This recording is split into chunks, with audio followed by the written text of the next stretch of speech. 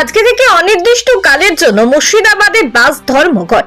পূর্ব নির্ধারিত ঘোষণা অনুযায়ী আজকে সোমবার থেকে মুর্শিদাবাদ জেলাতে বেসরকারি বাস ধর্মঘটে শামিল হলেন বেসরকারি বাস মালিক, শ্রমিক ও সংগঠন।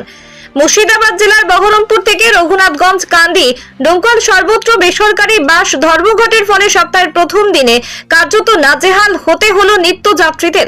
রাজ্য সড়ক ও জাতীয় সড়কের ওপর অটো ও টোটো দৌরাত্ম্যের ফলে বেসরকারি বাসগুলো দৈনন্দিন যাত্রীর সংখ্যা কমে যাচ্ছে, যার কারণে সম্প্রতি বেসরকারি বাস ধর্মঘটের সিদ্ধান্ত নেয় বেসরকারি বাস মালিক ও সংগঠন। আর সেই অনুযায়ী সোমবার সকাল থেকেই বহরমপুরের মোহনা বাস স্ট্যান্ড দেখা গেল বেসরকারি বাস দাঁড়িয়ে রয়েছে।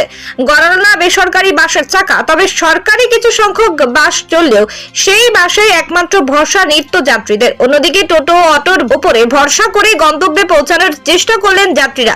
সপ্তাহের প্রথম দিনে অনির্দিষ্টকালের জন্য এই বেসরকারি বাস ধর্মঘট হলে প্রবল সমস্যায় পড়বেন সাধারণ মানুষ থেকে নিত্যযাত্রী সকলে। আকরাম রিপোর্ট, নিউজ এনজিএম।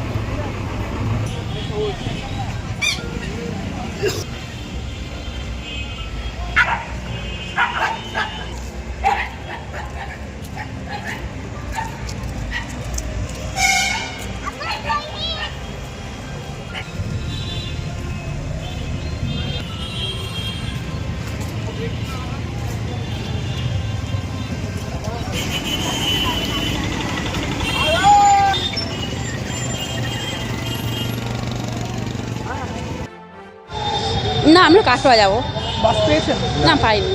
আজকে তো বাস বন্ধ, কিভাবে যাবেন, কি ভাবছেন? দেখি কি করা যায়। চিন্তা হচ্ছে যেতে হবে বাড়ি। আর আগে থেকে জানতেন যে বাস বন্ধ? না, আমি আগে থেকে জানতাম না, আমরা একটা কাজে এসেছিলাম, যাই হোক আটকে গেছি, এবার যাচ্ছি, বাড়ি যাব, দেখি কিভাবে যাওয়া যায়। কি করা যায়? কি নাম আপনার? আমার সুচিত্রা মুখার্জি। অনেক চিন্তা, গভীর চিন্তা, কীভাবে বাড়ি যাবেন এবার? সেটাই তো চিন্তার বিষয়। যাই হোক, দেখি অটো ফটো যদি যায়, যে কোনো উপায়ে বাড়ি পৌঁছাতে হবে। হ্যাঁ, আগে থেকে জানতেন বাস বন্ধ? না না না, এই মাত্র সকালে জানছি যে গাড়ি বন্ধ। কি নাম আপনার? আমার নাম জয়ন্ত। কোথায় যাবেন? আমি যাব বিষ্ণুপুর। আমাদের এটা ধর্মঘট নয়, এটা হলো আমাদের পরিষেবা বন্ধ। তার কারণ হলো বিভিন্ন রুটে অটো এবং টোটো যে পরিমাণে বৃদ্ধি পেয়েছে, তারা বেআইনি, তাদের নিজস্ব রুট থাকা সত্ত্বেও বাস রুটে এসে তারা দাপিয়ে বেড়াচ্ছে। সেই কারণে আমাদের বাসগুলোর সারা দিনের খরচ ওঠে না। আমরা বহুবার প্রশাসনকে জানিয়েছি যে এই রুটে যে বাসগুলো পরিবর্তে যে পাল্লা দিয়ে যে অটো টোটোগুলো চলে তাদেরকে বন্ধ করুন। তো প্রশাসনকে জানানো সত্ত্বেও এটার কোনো সুরাহা এখনও পর্যন্ত হয়নি। সেই কারণে আমাদের বাসের খরচ ওঠে না, শ্রমিকদের বেতন মেটে না। এইভাবে আমরা কতদিন চালাবো? সেই কারণে আমরা সিদ্ধান্ত নিয়েছি যে আজকে 22শে জানুয়ারি থেকে আমরা অনির্দিষ্টকালের জন্য এই পরিষেবাটা বন্ধ রাখতে চাইছি। দাদা, গতকাল জেলা তৃণমূলের সভাপতি অপূর্ব সরকার তৃণমূল কংগ্রেসের কার্যালয় বহরমপুরে, সেখানে সাংবাদিক বৈঠক করে আপনাদের কাছ থেকে আবেদন করেন যে এই বাস ধর্মঘট বা এই পরিষেবা বন্ধ প্রত্যাহার করে নেওয়ার জন্য। তারপরও ধর্মঘট চলছে।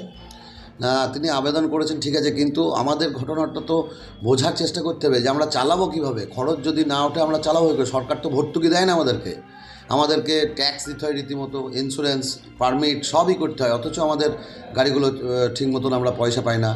এখন নতুন একটা ইস্যু হয়েছে শিবপুর টোল প্লাজা, এখানেও একটা গাড়ির প্রায় 1000 টাকা পার ডে টোল, তার মানে মাসে 30,000 টাকা টোল। কিন্তু কীভাবে দেবে তারা? উনি আবেদন করেছেন ঠিকই আছে, কিন্তু সেই আবেদনকে আমরা মাথায় রেখে আমরা পরবর্তী দিনে প্রশাসনকে বলবো ওনার সহায়তায় যাতে আমাদের এই সুরাহাটা হয়, যাতে আমরা ভালোভাবে বাসের ব্যবসাটা করতে পারি এবং জনসাধারণকে আমরা পরিষেবা দিতে পারি, তার ব্যবস্থা তিনি করুন, এটাই আমাদের আবেদন।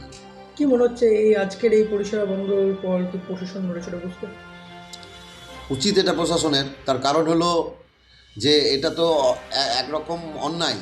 সেই অন্যায়কে প্রশাসন যদি সাপোর্ট করে তাহলে এই পরিবহন ব্যবস্থাটা আস্তে আস্তে অচল হয়ে যাবে। গোটা মুর্শিদাবাদ জেলায় পরিবহন ব্যবস্থা সিনেমা হল যেমন আজকে হয়েছে ঠিক সেই রকম অবস্থা হয়ে যাবে এই বাস পরিষেবা বা বাস শিল্পটা।